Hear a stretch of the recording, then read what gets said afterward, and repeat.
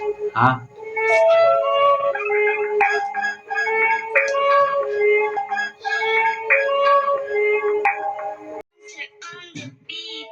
हाँ මිනිහෙක් ගත්තනම් වැට්ට දීපම් පඩිය ගාන ඌට පොරොන්දු වෙච්ච ඒ මනුස්සකම රැකපන් අකුරට පොරොන්දු කීක වැට්ටා මිනිස්සු ඇති මොනතරම් පොරොන්දු නොකරිච්ච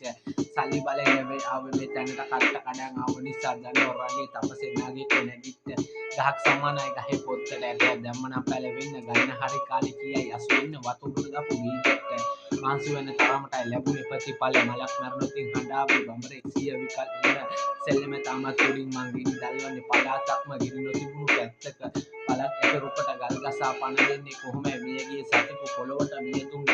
මගේ වදන් ඇහැටි සමහරු වැටිලා හතර හතේ පැටලිලා කකුල සිහිසුන්ව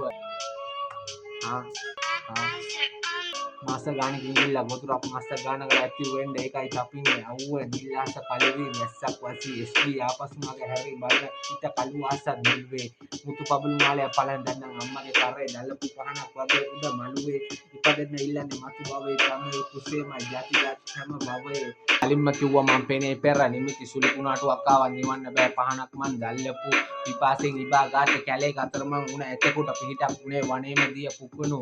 උපතින්ම මං දඩබ්බරයි මිල්ලනෑ කාටත් අම්මට ඇරෙන්නේ වැරදි මකට යද්දි මාව වලක්කපු මටවත් නෑ මාව දැන් පාලනේ හරි හරියට ගැහුවා බහින්න තව අධිමාත්‍රාවෙන් ගැහුවා යානයක් උඩ ගුවනේ පාලනයෙන් ගිලිහුණු වදම්මගේ පොල්ටි දෙන්නේ තාලේ බිහිසුණු සීමාවක් නෑ මගේ ජීවිතයට රේඛාවක් නෑ මගේ ගමනට අනුන් කියනවා පිළි අරන් තියාගන්න එපා හිස් මුතුනේ